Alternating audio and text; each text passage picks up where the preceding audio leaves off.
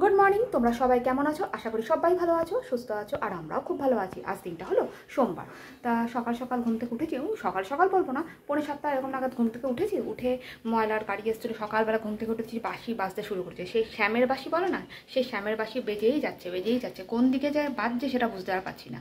তাই যাই হোক, ময়লা ফয়লা ফেলে ঘরের টুকিটাকি কাজকর্ম করে এখনও বিছানাটা দেখো গোছায়নি।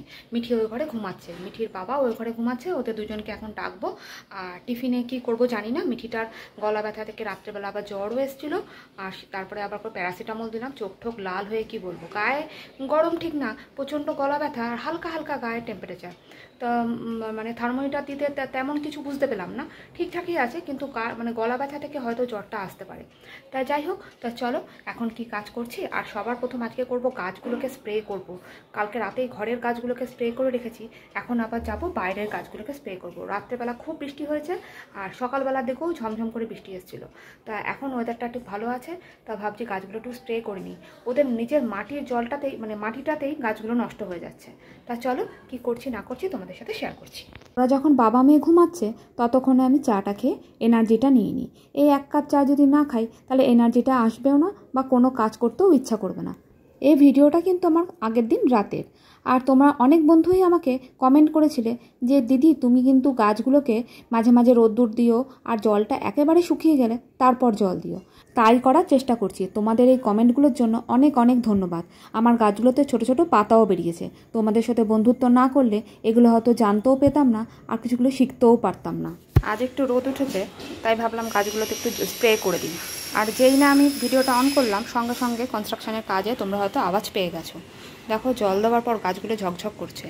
নিজেদের মাটিগুলো বালিগুলো লেগে গাছগুলো নোংরা হয়েছিল। বেশ এতক্ষণে ভালো লাগছে। আর হালকা হালকা রোদ পাচ্ছে, খুব একটা রোদ পায় না গাছগুলো। কাল রাতে ঘরের গাছগুলোকে করেছি, আজকে করলাম বাইরের গাছগুলোকে স্প্রে একটু। কালকে তো বেশ বৃষ্টি হয়েছে, বৃষ্টি হওয়ার পর কালকে যত জামা কাপড় কেচেছিলাম সেগুলোকেও দিয়ে দিয়েছি বাইরে। আর দেখো হালকা রোদ উঠেছে, খুব একটা খারাপ না রোদটা। এরকমই সকাল থেকে রোদটা উঠে আছে, বেশ ভালো লাগছে। ওয়েদারটাও আজকে বেশ ভালো লাগছে।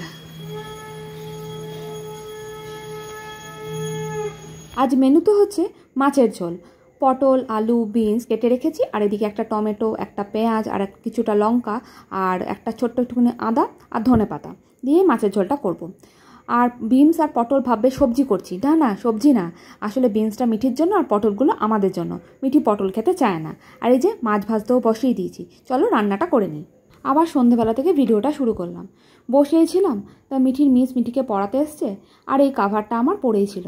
ভাবলাম কিছু একটু করি। বেশ একা একা বসে বসে এসব করতাম। বিয়ের আগে বা বিয়ের পরেও আমি অনেক কাজ করেছি, সুস্থতার কাজ বা কিছু। এখন আর সময় হয় না, তা একটুখানি করতে ইচ্ছা করলো। মিঠি পড়ে উঠে চলে এলো, নিয়ে হাত থেকে নিয়ে কেড়ে কুড়ে নিজেই করতে শুরু করে দিল। বলতে না বলতেই মিঠির সাথে হয়ে গেল একচোট ঝামেলা। আগে এই কাজগুলো কত করেছি, তুই আমার থেকে বেশি জানিস, এই করতে করতে বিশাল ঝামেলা। পড়ে উঠলো, নিয়ে পাকামো মারতে শুরু করে দিল। পাকামো মারার শেষ নেই, চুপচাপ খেয়ে নে না। সস দিবি? যা দিবি দিয়ে ঠান্ডা সস দিস না, গরম সস দে, নয়তো কিন্তু গলা ব্যথা শুরু হবে আবার। তাড়াতাড়ি কর, কটা বাজে দেখ। মিস কটা গেল সেটা তোমাদের দেখাই। এখন বাজে যায় 10টা। মিস এখন বাড়ি গেল, মিঠি এখন টিফিন খাচ্ছে। তা আবারও চলে এলাম তোমাদের সামনে। আর মিঠির সাথে প্রচণ্ড আজকে ঝগড়া হয়েছে বলতে প্রচণ্ড বকাবকি আমি করেছি। আর কারণটা কি? কারণটা আমি একটু নিজে সময় দিচ্ছিলাম, যে ভাল লাগে এক এক সময় যে নিজে একটু বসি। নিজেরাও ছোটোবেলা বুঝতাম না যে মাকে সময় দেওয়া উচিত। যাই হোক, সেই জায়গাটায় আজকে আমি দাঁড়িয়ে বুঝতে পারছি যে মাদেরও সময় দেওয়া উচিত। যেই কথা বলতে তোমাদের সাথে শুরু করেছি, সামনের বাচ্চাটা মানে চিৎকার চেঁচামেচি করছে, আর এদিকে কুকুরটাও ডাকাডাকি করছে।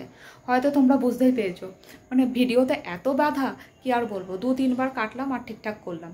তাই যাই হোক, কিছু বলার নেই। খুব রাগারাগি হয়েছে। এখন রাগ করে ও ওই ঘরে বসে আছে আর আমি এই ঘরে। এগুলো তো চলতেই থাকবে। কারা কারা মা মেয়ে, মানে ছেলে মা ঝগড়া করো অবশ্যই কমেন্ট করো। আমরাও ছোটোবেলা করেছি এরকম। তা বেশ ভালোই লাগে। তা আজকের জন্য ভিডিওটা এখানে শেষ করলাম। তোমাদের কেমন লাগলো অবশ্যই কমেন্ট করে জানো। আর ভালো লাগলে একটা লাইক করে দিও। আর তোমরা সবাই ভালো থেকো, সুস্থ থেকো, সাবধানে থেকো, আর সকলকে ভালো রাখো। আবার দেখা হচ্ছে নেক্সট ব্লগে। Tata, good night.